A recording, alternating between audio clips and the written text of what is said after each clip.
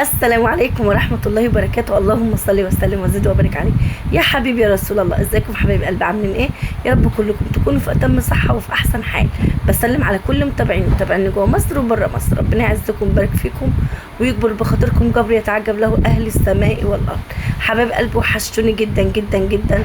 اتمنى يا رب يا رب يا رب كده تكونوا بتدعوا لي دعوة من قلبكم، واتمنى اللي يسمع دلوقتي الفيديو ده ويشوف شيري اسامة او من بيت اسامه وشيرين تحطوا لي لايك وتشتركوا في القناه وتفعلوا زر الجرس عشان اي فيديو يجي لكم اشعار بيه بالله عليكم. حبايب قلبي انا محتاجه وقفتكم معايا، قسما بالله دعمكم ليا باللايك وبالكلمه الحلوه بيشجعني. وعايزه اقول لكم على حاجه يا جماعه، نتيجه الثانويه العامه بانت طبعا في مصر. الف مبروك لكل طلبه الثانويه العامه. السنه دي عندكم ودعت لكم كتير، السنه الجايه عندي يا رب تفتكروني وتدعوا لابني وكل اللي زيه يا رب، يا رب ما يضيع لنا تعب ابدا.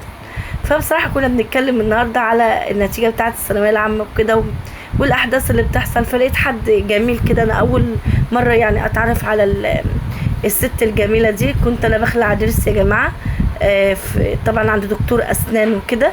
فكنا قاعدين كلنا كده، يعني كلنا ستات، فكنا بنتكلم عن النتيجه وكده. فلقيت حد قال لي حاجه حلوه قوي. قال لي يعني عارفه يا مدام؟ قلت لها ايوه يا حبيبتي. قالت لي والله العظيم لو ابنك ده ذاكر لما نظره ده راح مش هياخد اللي ربنا كاتبه. والله ولو ابنك ما ذاكرش برضه ودخل يعني على الله حكايته مش هياخد اللي ربنا كاتبه. فثقت ان تدابير ربنا احسن من تدابير البشر.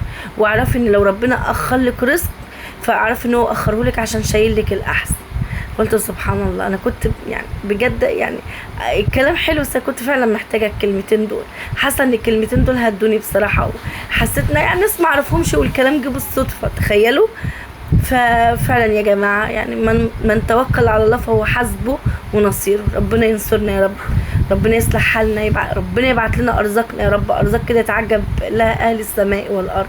اللهم امين يا رب العالمين. فانا بجد محتاجه وقفتكم معايا، تكونوا سبب في رزقي، ان الفيديوهات بتاعتي ان شاء الله تتشاف والقناه تكبر، وربنا يصلح الحال للجميع ويرزق الجميع. وكلنا يا جماعه على الله، كلنا على الله، ربنا يرزق الجميع يا رب، اللهم امين. حبايب قلبي النهارده روتين حلو هيعجبكم بامانه ان شاء الله. شيرين انت كل مره تقولي روتين حلو، والله يا جماعه انا بصوا أنا بجد انا تعبت. تنفخوا في الازازه ليه؟ انا تعبت من ايه يا منى؟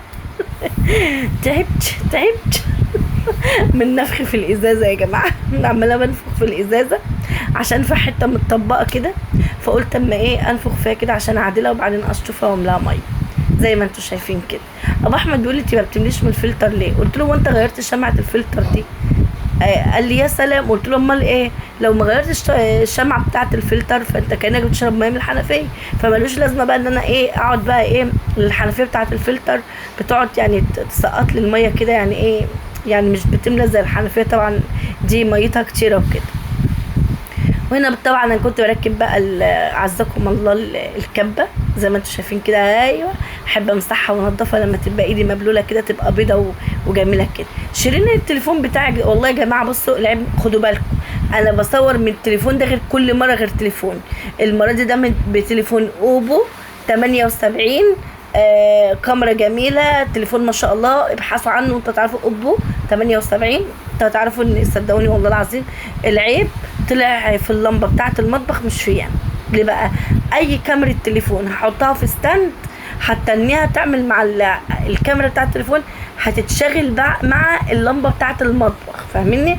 فانا بدور على العمل ان انا بقى اشيل اللمبه واجيب كشاف، اجيب كشاف كده باتنين لمبه كده يخلي المطبخ يعني نوره يعني نور كده، وفي نفس الوقت ما يضربش في التليفون.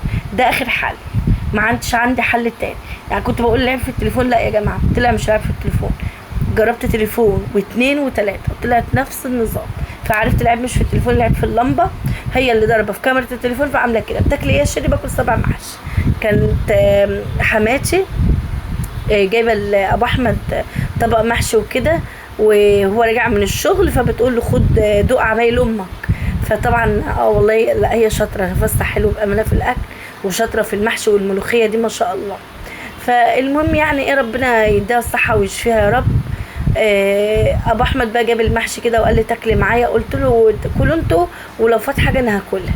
فلقيت طبعا صابع كده على على الصينيه، قلت طب انا عايزه اغسل الصينيه هسيبها على صابع اما على ايه اكل معاك. وزي ما انتم شايفين كده طبعا انا مسكت المطبخ بتاعي كده زي ما انتم شايفين يا جماعه، وقلت لمعه، انا بحب المعه وبحب اخليه بيلمع كده يا جماعه. ده مش تصوير، ما تفكروش ان هو تصوير بس، لا دي حقيقه، بامانه دي حقيقه.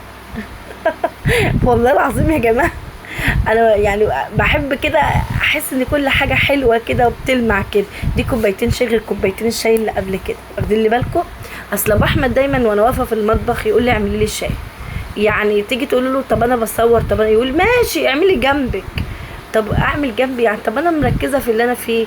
يقول لي إيه؟ ما احنا وانت، انا وانت اللي هنشرب يعني ايه اعملي نفسك والنفس. فانتوا عارفين ان نفسي اماره بالسوق، بسمع الكلام طبعا. بسمع الكلام وبعمل الشاي عشان اشرب شاي. كل المتابعين في البث المباشر بتاعي يقول لي شيرين بطلي الشاي، شيرين بجد انت بتشربي شاي كتير. والله يا جماعه لو ما شربتش 3 4 كوبايات في اليوم انا ممكن احس ان في حاجه ناقصاني بامانه، ودماغي بتصدع، ولازم أنا اشرب في البث عشان اعرف يعني اتكلم معاكم واركز معاكم وكده، ما نمشي على نفسي، لاني انا من شغل البيت وتفكير وحاجات كتيره كده يا جماعه مش عايزه ان انا اتكلم فيها. بلاقي نفسي ببقى خلاص دماغي ده ساعات بيفصل وبينام لوحده. والله العظيم لما بقول لجوزي كده يقول لي يا بطاريه التليفون. اقول له والله العظيم ساعات بفصل وبلاقي نفسي نمت لوحدي كده. سبحان الله. بالله عليكم سامحوني على اللي بيحصل في الكاميرا قدامكم ده، غصب عني غصب عني. عجبك قوي يا نور؟ ماشي يا نور. على فكره يا نور والله بصي سامعينك، كله سامعك، سامعين نور. اقول لكم عارفين نور بتضحك ليه؟ جايبه الطبق اكبر طبق غسيل عندنا وحاطه نصه ميه وعامله نفسها قال ان هي في البسين. صح يا نور؟ انا عايزه اروح الغردقه. الغردقه؟ ده ماما يوم ما اتمطعت وحبت تطلب مش انت قلتي لي قالت له وديني بلطيم. الغردقه تبع هو تبع شرم الشيخ. سامعين؟ تبع كفر الشيخ. تبع كفر الشيخ، خدوا بالكم. هي الغردقه تبع كفر الشيخ وشرم الشيخ وتبع كل الناس اللي بيحبوه، كل الناس اللي بتتفرج عليها يا جماعه من بره مصر. تعالوا زوروا الغردقه وشرم الشيخ يا جماعه وابعتوا لنا الصور عنها.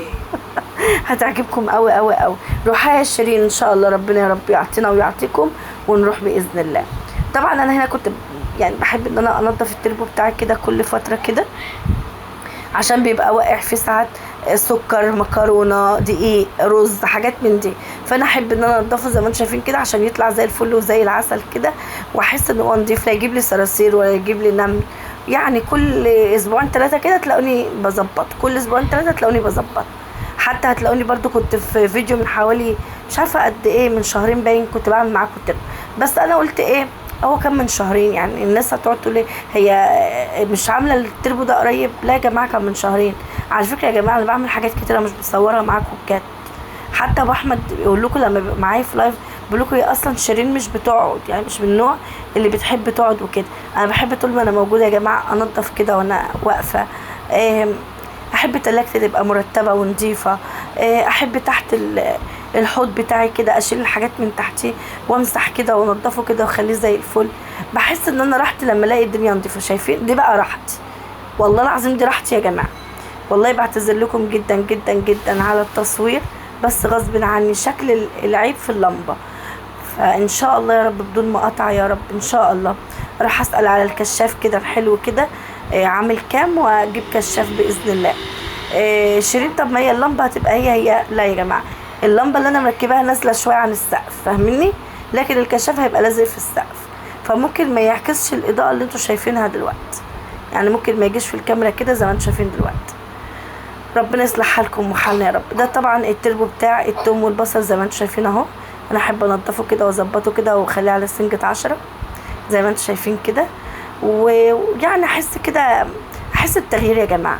هي حياتنا كده والله يا جماعه. لو ما كناش ننظف، يعني اللي ما يقدرش يجدد في بيته، مش كل الناس تقدر تجدد في بيتها، اكتر الناس غلابه والله يا جماعه. وبعد الغلا الفاحش اللي مصر كلها بتعيشه ويمكن العالم اجمع، بس انا بص يعني هديكم عذر واحد بس، عذر واحد يا جماعه، ان ممكن يكون العالم اجمع الدنيا فيها غاليه والله بجد، انا عذراكم.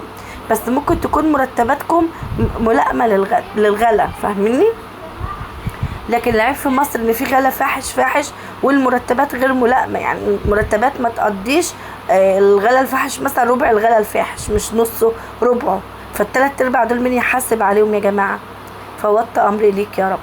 فطبعا ده الفرق يا جماعه. فمش كل الناس هتجدد، مش كل الناس هيبقى معاها ان هي تغير في بيتها وكده، يعني الا ان كان حد مقتدر ربنا يوسع على الناس كلها.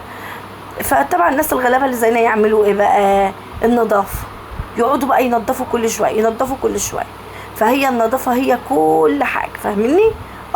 لو ما كنتش بقى تبقي نضيفه وتنضفي كده هتحسي بملل، والله بجد هتحسي بملل.